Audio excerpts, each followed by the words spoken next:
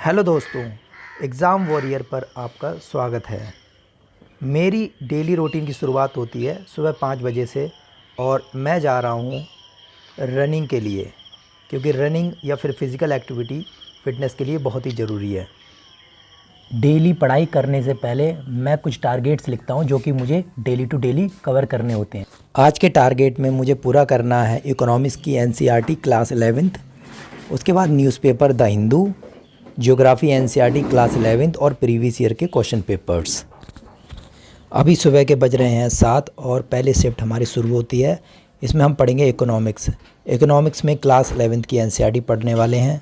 और class 11th की NCERT में मैं पढ़ने वाला हूँ चैप्टर 7 और 8, जिसमें हम पढ़ेंगे एम्प्लॉयमेंट और इंफ्रास्ट्रक्चर का चैप्टर। ये चैप्टर 7 है, employment, growth, informalisation and other issues.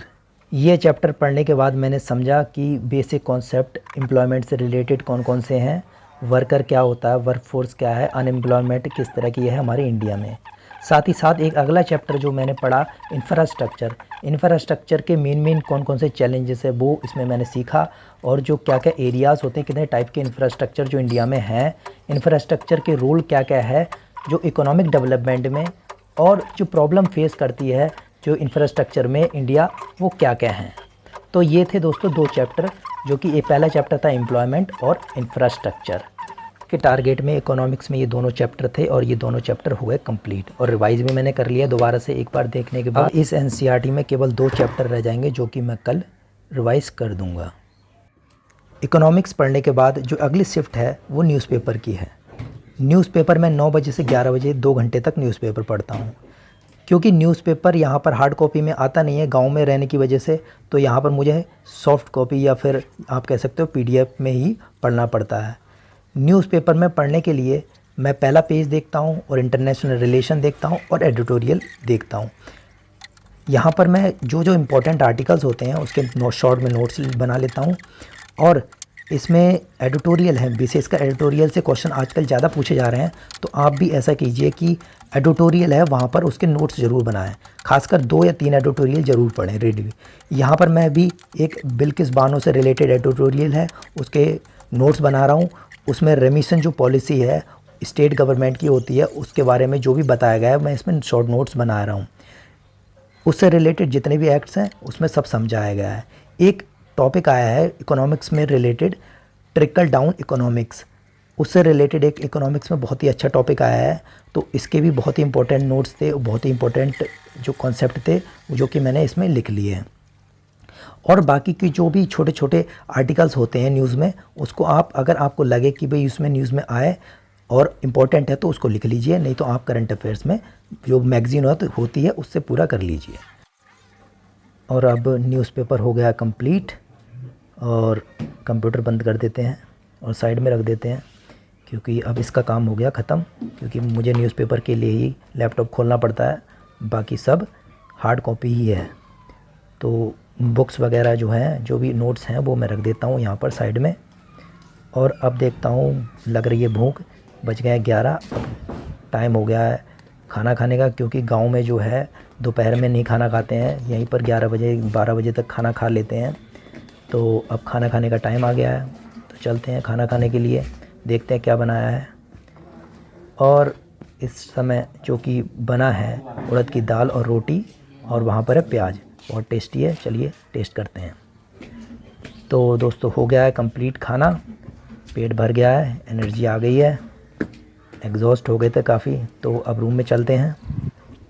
Room में चलने के बाद फिर से स्टार्ट करते हैं अपनी पढ़ाई को।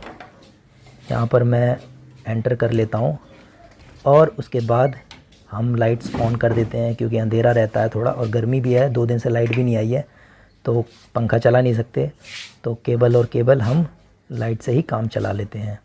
तो अब 12 बजे का तीसरी शिफ्ट है, हम ज्योग्राफ़ी पढ़ेंगे, और 12 बज चुके हैं और तीसरी शिफ्ट में ज्योग्राफ़ी में क्या क्या पढ़ने वाले हैं और आपको इस वीडियो में दिखाता हूँ। इसमें मैं पढ़ने वाला हूँ ज्योग्राफ़ी की एनसीईआरटी क्लास 11th।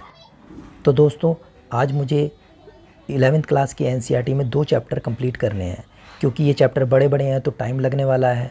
और अगर आप एनसीईआरटी नहीं पढ़ेंगे तो आपको ज्योग्राफी सही से समझ में नहीं आएगी। तो बेसिक्स के लिए एनसीईआरटी पढ़ना बहुत ही ज़रूरी है। इसमें पहला चैप्टर मैं पढ़ूंगा origin and evolution of the earth और दूसरा चैप्टर मैं पढ़ूंगा इंटीरियर ऑफ द अर्थ। दोस्तों ओरिजिन जो ऑफ द अर्थ और evolution of the earth chapter में मैंने कुछ चीज़ें सीखी, मैं आपको बता देता हूँ कि अर्थ का ओरिजिन किस तरह से हुआ, उसकी रिलेटेड कौन कौन सी थ्योरीज़ हैं, मॉडर्न थ्योरीज़ कौन सी हैं, यूनिवर्स का जो ओरिजिन है उस तरह से किस तरह से हुआ, बिग बैंग थ्योरी के बारे में मैंने कुछ सीखा और स्टार किस तरह से बनी है, प्लैनेट्स क्या क्या हैं, कौन कौन सी हैं, सोलर सिस्टम के बारे में मैंने सीखा और अर्थ का इवोल्यूशन किस तरह से हुआ, एटमॉस्फेयर किस तरह से बना और साथ ही साथ जो लाइफ है वो किस तरह से उसका ओरिजिन हुआ। नेक्स्ट चैप्टर जो मैंने पढ़ा वो है interior of the earth. Interior of the earth में मैंने कुछ चीज़ें सीखी, वो मैं आपको बता देता हूँ। जैसे अर्थक्वेक कैसे आता है, उसके सोर्स क्या क्या हैं, अर्थक्वेक की वेव जो कि एस वेव है, पी वेव है, वो कौन कौन सी होती हैं, शैडो जोन क्या क्या है और टाइप्स ऑफ अर्थक्वेक के कितने टाइप्स होते हैं, ये सब इसमें मैंने सीखा। तो दोस्तों अब ज्योग्राफ़ी हो गई है कंप्लीट और काफ़ी थकान हो गई है, क्योंकि ज्योग्राफ़ी ऐसा सब्जेक्ट है बहुत अंडरस्टैंडिंग दिमाग लगा के करना पड़ता है, रटने वाली चीज़ नहीं है, समझने वाली चीज़ है। तो अब थोड़ा कर लेता हूँ रेस्ट, क्योंकि हो गई है काफ़ी थकान, थोड़ा आधा घंटे में रेस्ट करता हूँ। अब रेस्ट के बाद हो गया है मेरा टाइम पढ़ाई का 3 से 5 चौथी शिफ्ट है। इसमें मैं करूँगा प्रीवियस ईयर क्वेश्चन पेपर, जो प्रीवियस ईयर 2022 में पेपर आया उसका एनालिसिस। इसमें मैंने जो कि एनालिसिस किया है कि किस तरह के क्वेश्चन आए हैं, किस किस जो टॉपिक है किस किस टॉपिक से क्वेश्चन आए हैं और किस किस पोर्शन से कितने क्वेश्चन आए हैं, ये सब मैंने एनालिसिस किया है। और इस पेपर में मैंने ऊपर लिख दिया है कि भाई ये चैप्टर जो है ये इस चैप्टर से आया, ये इस चैप्टर से आया, जिससे कि मुझे पता लग जाए कि कौन सा चैप्टर इंपॉर्टेंट है आजकल जो करंट में पूछा जा रहा है, कितने क्वेश्चन करंट से आए, ये सब मैंने इसमें एनालिसिस किया। करीबन मुझे काफ़ी टाइम लग गया, 1.5 से 2 घंटे इसमें एनालिसिस में लग गया, क्योंकि एनालिसिस जितनी सही तरह से करोगे आपको उतनी आसानी होगी आपको समझने में, क्योंकि किसी भी एग्ज़ाम को समझने के लिए आपको प्रीवियस ईयर के क्वेश्चन पेपर समझना ज़रूरी है। तो मेरा एनालिसिस हो गया कंप्लीट और मैं पूरी तरह से गया हूँ थक।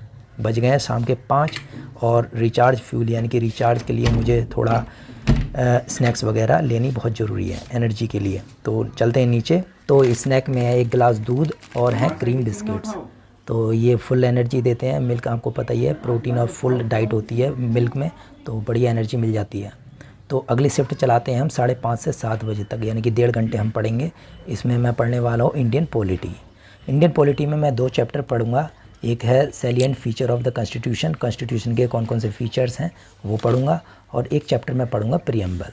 2 ही चैप्टर मुझे आज करने हैं 1.5 घंटे में सही से। तो इस चैप्टर में मैंने फीचर्स जो हैं वो क्या क्या हैं उसके बारे में पढ़ा, और एक चीज़ ये पढ़ी कि प्रीएम्बल क्या होता है, प्रीएम्बल कब कब अमेंड हुआ, क्या क्या उसके कीवर्ड्स हैं प्रीएम्बल के, वो सब मैंने खूब अच्छी तरह से सीखा।